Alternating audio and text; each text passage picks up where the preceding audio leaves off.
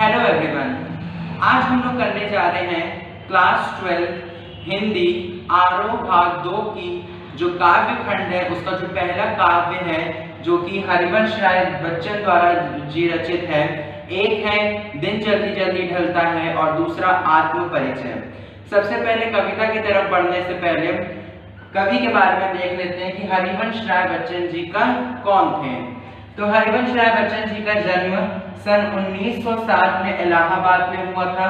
इनकी कुछ प्रमुख रचनाएं मधुशाला, मधुबाला, मधुकलश आदि हैं और भी बहुत सारी रचनाएं हैं जो कि किताबों में लिखी गई है। इनका निधन 2003 में मुंबई शहर में हुआ था। अब बात यह है कि अगर सीबीएसई बोर्ड की बात करी जाए तो कवि परिचय बिल्कुल भी नहीं आता है लिखने के लिए। हाँ, कविताओं से क्वेश्चंस उठ के जरूर आते हैं। तो अब हम लोग पढ़ते हैं अपनी कविता की तरफ। तो हरिवंश राय बच्चन जी की सबसे पहली कविता जो कि दी गई है वो है आत्म परिचय।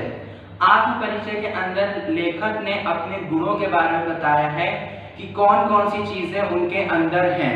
उन्होंने अपने खुद का परिचय दिया है। आत्म यानी कि अपना, परिचय यानी कि परिचित कराना। तो उन्होंने अपने बारे में लोगों को बताया है कि वो किस तरीके से दुखों का पहाड़ लेके चलते हैं लेकिन तब भी लोगों से अच्छी अच्छी बोली का उच्चारण करते हैं, मीठी वाणी बोलते हैं।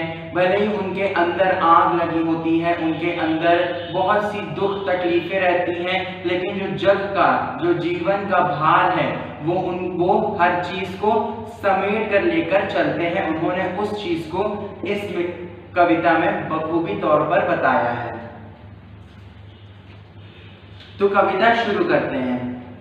मैं जग जीवन का भार लिए फिरता हूँ, फिर भी जीवन में प्यार लिए फिरता हूँ। कर दिया किसी ने झंकृत जिनको छूकर, मैं सांसों के दो तार लिए फिरता हूँ। तो इसमें कवि कह रहे हैं कि मैं जग जीवन का भार लेकर घूमता हूँ।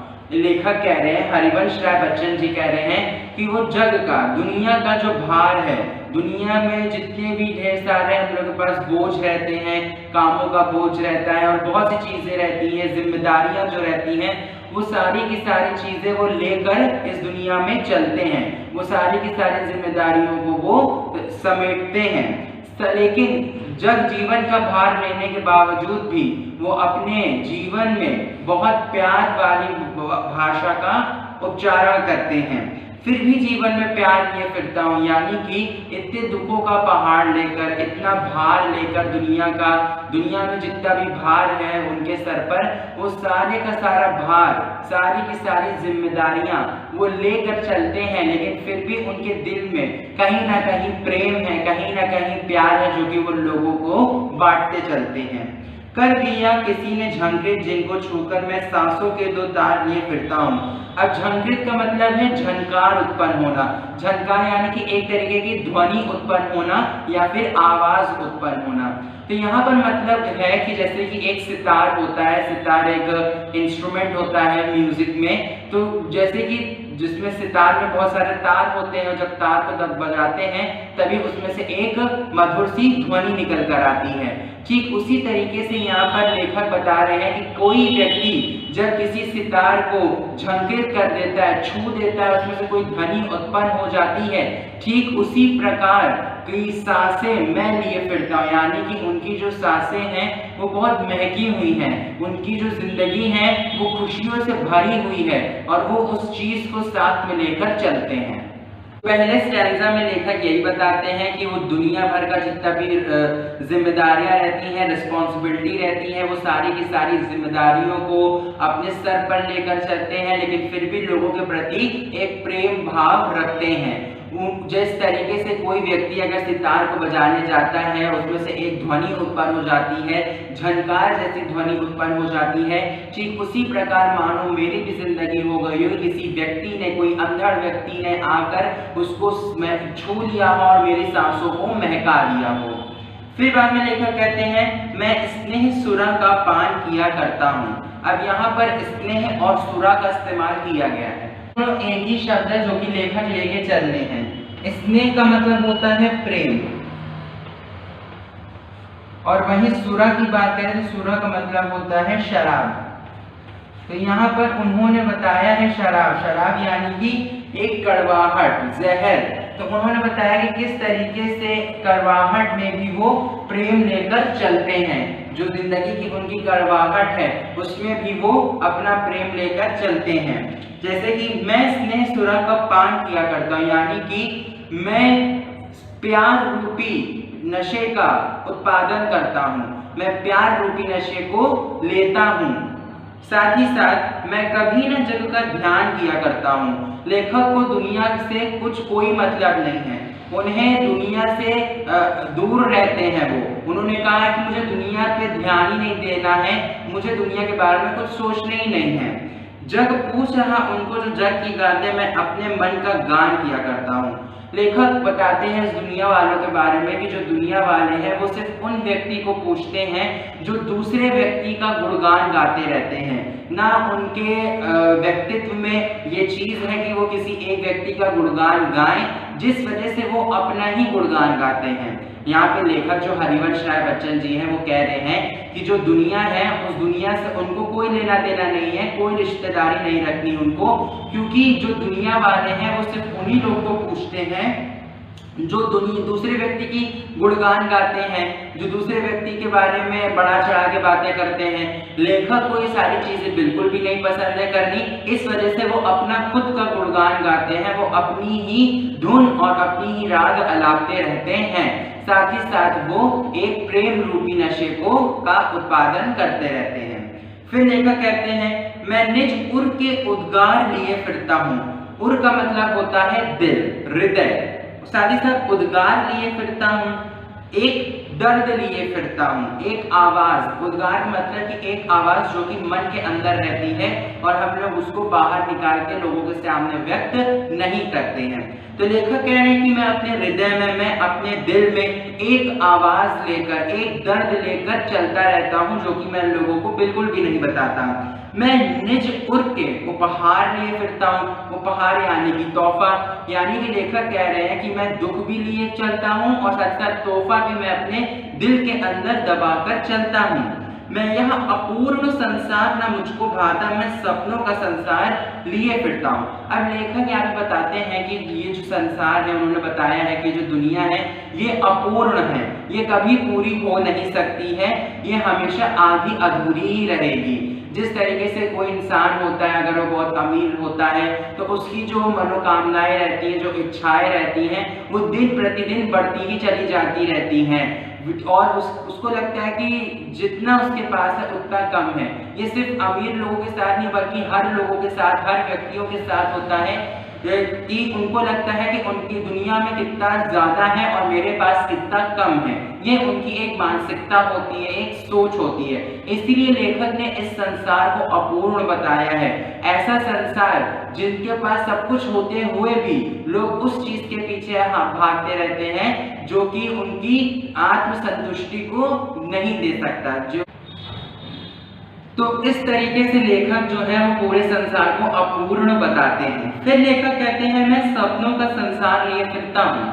लेखक का कहना है कि जो संसार है वो तो अपूर्ण है, संसार कभी पूरा हो नहीं सकता, लेकिन जो लेखक हैं हरिवंश राय बच्चन जी हैं वो कह रहे हैं कि मैं अपने सपनों का संसार बुनता हूँ, मैं अपने सपनों का संसार बनाता हूँ और उस सपनों भरे संसार को मैं अपनी जिंदगी के तरीके जीता हूँ जिस तरीके से मुझे जीना है।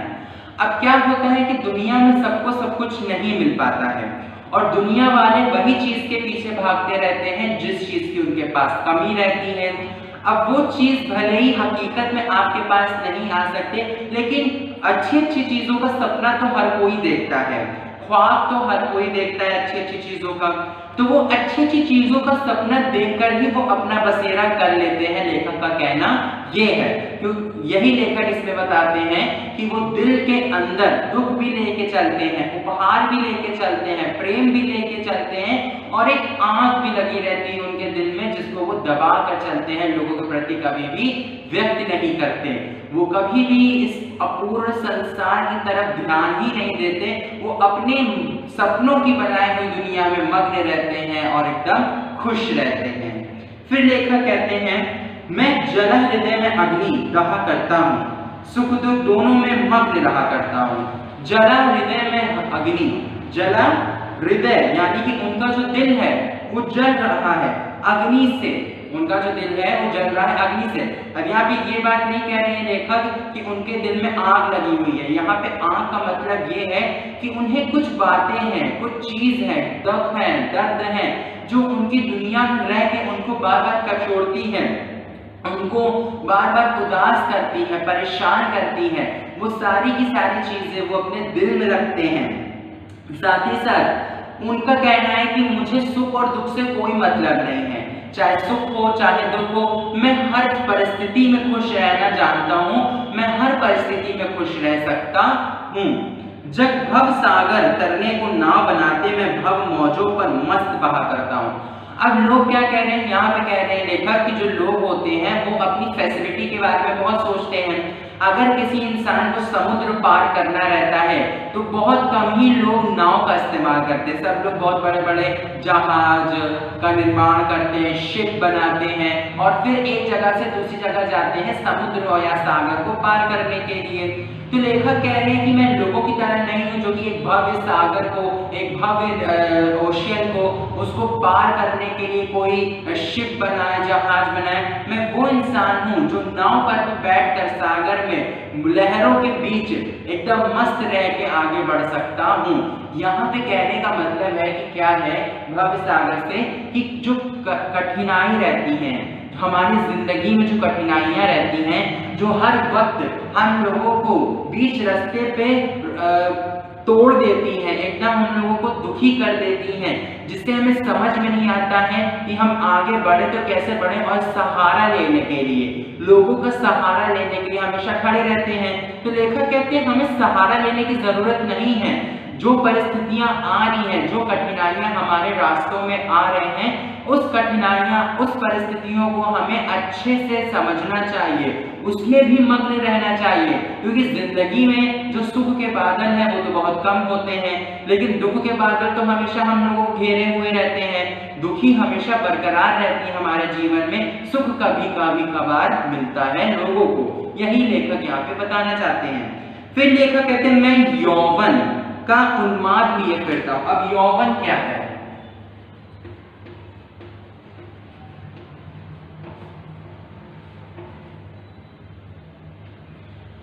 यौवन का मतलब होता है जवान इंसान, ठीक, जवानी कह सकते हैं।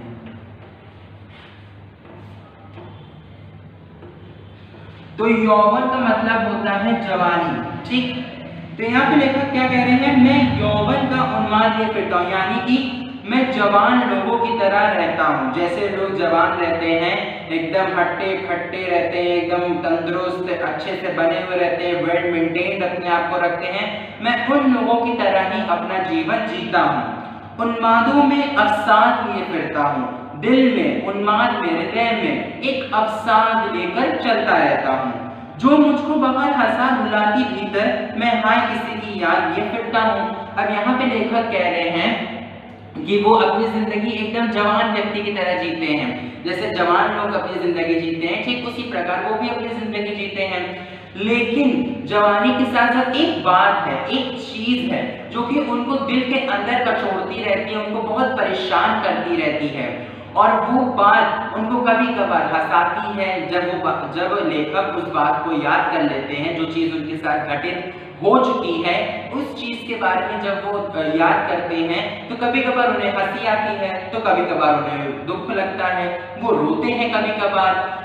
वो लेखक बताते हैं आखिरी लाइन में कि मैं किसी की याद लिए फिरता हूँ, यानी कि वो किसी की याद करते हैं, उन्हें किसी व्यक्ति का अकेलापन खटक रहा है, यानी कि कोई ना कोई व्यक्ति उनके जीवन में जरूर था जिसके लिए वो प्रेम भावना रखते थे।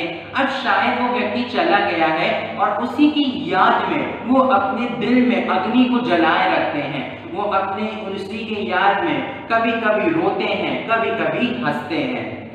कहते हैं कर यत्न मिटे सब, सत्य किसी ने जाना, नादान वही है हाय जहां बताना। फिर मूड ना क्या जग जो इस पर भी सीखे, मैं सीख रहा हूँ सीखा जग भुलाना। अब यहाँ पर लेखक कह रहे हैं कि इस दुनिया में बहुत से महारथी लोग आए, बहुत से अच्छे लोग आए, बहुत ज्ञानी थे, विद्वान थे, जिन्होंने दुनिया के सत्य, दुनिया की वास्तविकता के ऊपर बहुत पढ़ाई करी, बहुत जांचें बैठाई, हर एक चीज के बारे में बारीकियों से पढ़ाई करी, लेकिन इस दुनिया का सत्य कोई नहीं जान पाया। जो सच्चाई है इस दुनिया की, उस सच्चाई के बारे में कोई कुछ नहीं बता पाया और कोई कुछ जान भी नहीं पाया। कितने लोग इस दुनिया में आए हैं और कितने लोग इस दुनिया को छोड़ के चले गए। उन्होंने अपनी सारी की सारी जिंदगी सिर्फ इसी में लगा दी कि आखिर वास्तविकता क्या है इस दुनिया में, लेकिन कोई भी उसकी वास्तविकता बता नहीं पाया है। साथ ही साथ लेखक कहते हैं कि क्या ऐसा जग जो है, ऐसी दुनिया जो है, वो क्या मूढ़ नहीं है, वो क्या बेवकूफ नहीं है, पागल नहीं है।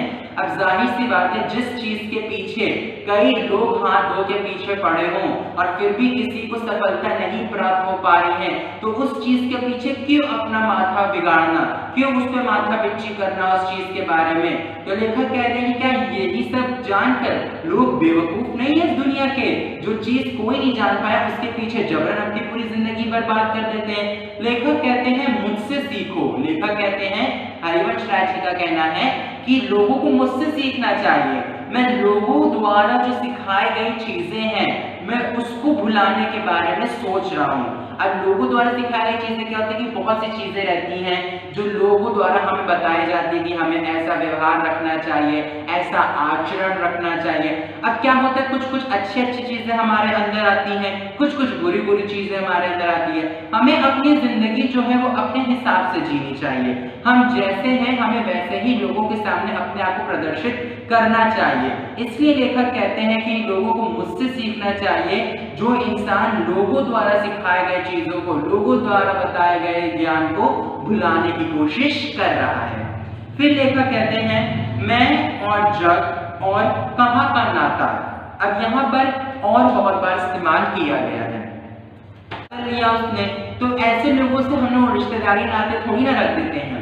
और उसी के साथ साथ लेखक कह रहे हैं कि इस दुनिया में जो लोग हैं वो वैभव जोड़ा करते हैं। वैभव का मतलब क्या होता है, धन, संपत्ति, पैसे, दौलत, ये सारी की सारी चीजें लोग यहाँ पर जमा करते हैं, एकत्रित करते हैं। लेखक कहते हैं मुझे ऐसे पैसों को कोई मतलब नहीं है और मैं इस पृथ्वी पर, कौन सी पृथ्वी, वो पृथ्वी जहां पर लोग वैभव को जोड़ते हैं, जो सुख संपत्ति को जोड़ते हैं, मैं उसी पर उस पृथ्वी को ठुकराता हूं, मैं उसी पर उस पृथ्वी को त्याग करता हूं। लेखक कह रहे हैं इस पंक्ति में। फिर लेखक का कहना है मैं निज, निज यानी कि रोज, अंदर, रोदन, रोदन यानी कि रोना, निज यानी कि अंदर, यानी दिल में, हृदय में, रोदन का मतलब होता है रोना। तो ये होता है मादकता का मतलब नशा या फिर मस्ती कह सकते हैं, और निशेष का मतलब होता है संपूर्ण, पूरी तरीके से। तो लेखक कह रहे हैं मैं मस्ती संपूर्ण तौर पर लेकर चलता हूं, यानी कि उनके व्यक्तित्व में, उनके व्यक्तिगत वाली हर एक हरकतों में वो एक मस्ती लेकर चलते हैं, जिसको सुनकर जब झूम झुके लहराए, मैं मस्ती का संदेश लिए फिरता हूं। अब लेखक क्या करे, लेखक कह रहे हैं कि मैं जवान व्यक्ति की तरह रहता हूं, मैं एक जिंदगी का दीवाना हूं, जिसको देखकर लोग झूम उठें, झुक जाएं, झूलने लगे। मैं एक ऐसा पागल दीवाना हूं, एक ऐसा मस्ती भरा दीवाना इंसान हूं जो कि मस्ती से, अपनी मस्ती से पूरी जिंदगी जीता है। तो ये लेखक ने बताया है आत्म परिचय में, जिसमें उन्होंने बखूबी तौर पर अपनी चीजों के बारे में व्यक्त किया है कि किस तरीके से वो अपनी जिंदगी में जग का भार लेकर घूमते हैं, प्रेम भी रखते हैं, दुख भी रखते हैं, तकलीफ भी रखते हैं, हर एक चीज, छोटी छोटी चीजों के बारे में उन्होंने बखूबी तौर पर व्याख्या की है। अब इनका दूसरा आता है कविता हरिवंश राय बच्चन जी का, जो कि काव्य 1 के अंदर ही आता है, वो है दिन जल्दी जल्दी ढलता है। अगली कविता है दिन जल्दी जल्दी ढलता है। तो इस कविता में बताया गया है, हरिवंश राय बच्चन जी बताते हैं कि किस तरीके से जो वक्त है वो रेत के समान खिसकता चला जाता है और लोग अपने लक्ष्य को प्राप्त करने के लिए जूझे रहते हैं, परेशान रहते हैं। तो किस तरीके से वो अपने आप को प्रोत्साहित कर अपने लक्ष्य को प्राप्त कर सकते हैं, उस चीज के बारे में उन्होंने बताया है दिन जल्दी जल्दी ढलता है कविता में। तो शुरू करते हैं। हो जाए ना पथ में रात कहीं, मंजिल भी तो है दूर नहीं। अब पथ का मतलब क्या होता है? पथ यानी कि रास्ता, ठीक। तो हो जाए ना पथ में रात कहीं, यानी कहीं रास्ते में ही रात ना हो जाए, मंजिल भी तो है दूर नहीं, और जिस लक्ष्य तक हमें पहुंचना है वो भी ज्यादा दूर है नहीं। यह सोच थका दिन का पंथी भी, पंथी यानी कि इंसान, इसको लिख देते हैं, सोच थका दिन का पंथी भी जल्दी जल्दी चलता है, जिस दिन जल्दी जल्दी ढलता है। तो यहाँ पर लेखक क्या कह रहे हैं कि लेखक का कहना है कि जिस मंजिल पे, जिस रास्ते पे, जिस पथ पर, जो रास्ता है, जो पथ है, जो कि हमारे मंजिल तक जाता है, उस मंजिल पे हमें अपने कदम जल्दी जल्दी बढ़ाने चाहिए। किस वजह से? कहीं रात ना हो जाए। और जब ये बात, ये दिमाग के अंदर आती है, किसके? मनुष्य के अंदर, पंथी के अंदर, वो व्यक्ति जो अपने मंजिल की तरफ बढ़ रहा है, जब ये थॉट, ये विचार उसके अंदर आता होगा कि उसकी मंजिल तो ज्यादा दूर है नहीं, लेकिन एक डर बना रहता है कि जिस रास्ते पे वो चल रहा है कहीं उस रास्ते पे शाम ना हो जाए, यानी कि जो लक्ष्य है, जिस लक्ष्य पे उसको पहुंचना है वो उससे ज्यादा दूर है नहीं, वो उसकी मंजिल बहुत करीब है, लेकिन कहीं वक्त हाथ से ना निकल जाए। इस चीज के बारे में जब मनुष्य को अवगत होता होगा, जब उसे भनक लगती होगी, जो दिन भर का थका हुआ व्यक्ति रहता है, जो कि धीमे धीमे कदमों से आगे बढ़ता रहता है, उसके अंदर भी स्फूर्ति आ जाती है, ताकत आ जाती है, जिससे वो जल्दी जल्दी कदम बढ़ा सके और अपनी मंजिल तक पहुंच सके, क्योंकि जो दिन है वो बहुत जल्दी जल्दी ढल जाता है, जो वक्त है वो बहुत जल्दी जल्दी बीत जाता है। फिर लेखक कहते हैं, बच्चे प्रत्याशा में होंगे, नीड़ों से झांक रहे होंगे, या ध्यान पलों में चिड़ियों के भरता, कितनी चंचलता है, दिन जल्दी जल्दी ढलता है। अब यहाँ पर नीड़ों का मतलब क्या होता है? नीड़ों का मतलब होता है घोंसला।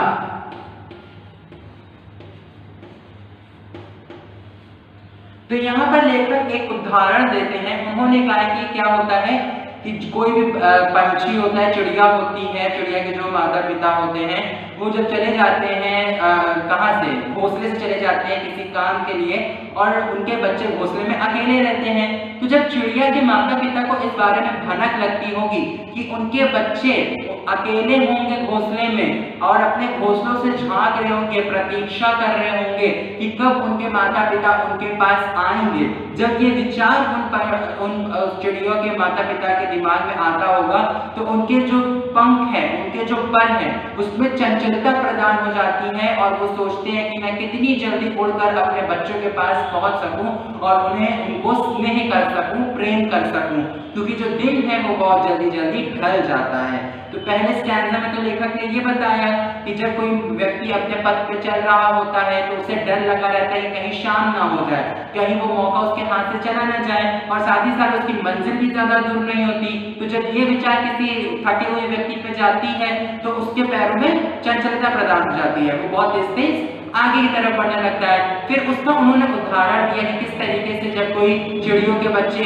अपने घोंसलों से बाहर जाते हैं, झांकते हैं, अपने माता पिता की प्रतीक्षा करते हैं, और ये विचार जब उनके माता पिता तक पहुंचती होगी, उनको भनक लगती होगी कि उनके बच्चे अपने अपने घोंसलों से, अपने अपने नीड़ों से बाहर देखकर जाग रहे होंगे, तो उनके परों में चंचलता प्रदान हो जाती है और वो बहुत तेज तेज उड़कर वहां तक पहुंचने की कोशिश करते हैं, जिससे कि वो अपने बच्चों को प्रेम कर सके, स्नेह कर सके। फिर आखिरी जो पैराग्राफ उसमें लेखक कहते हैं, मुझसे मिलने को कौन विकल, मैं हूं किसके है चंचल, या प्रश्न शिथिल करता, पद को भरता, पुर में विरवलता है, दिन जल्दी जल्दी ढलता है। यहाँ पे लेखक कह रहे हैं कि मुझसे कौन विकल है, विकल यानी कि परेशान, उत्सुक, मुझसे कौन मिलने को परेशान है, मुझसे कौन मिलने को उत्सुक है, मैं हूं किसके हित चंचल, और मैं किसके लिए इतना परेशान हूं, किसके लिए इतना चंचल हूं। यह प्रश्न शिथिल कर देता, पद को भरता, दिल में विवलता है। अब लेखक कह रहे हैं कि वो उनका कहना है कि मेरे मंजिल पे तो ना कोई व्यक्ति खड़ा है मेरा इंतजार करने के लिए, और ना ही मैं, अगर मैं किसी के बारे में सोचूं भी कि कोई मेरा है, मेरे मंजिल पे कोई इंतजार कर रहा है, तो कोई है ही नहीं वास्तविकता में, तो मेरे अंदर कोई चंचलता नहीं है अपने मंजिल की तरफ बढ़ने के लिए। साथ ही साथ लेखक कहते हैं जब ये थॉट, ये आइडिया, ये दिमाग के अंदर आता है उनके, तो उनके पैर शिथिल पड़ जाते हैं। शिथिल यानी कि चलना बंद हो जाते हैं, एकदम स्टिल हो जाते हैं, तो वो एकदम स्थिर हो जाते हैं, तरीके से कह सकते हैं।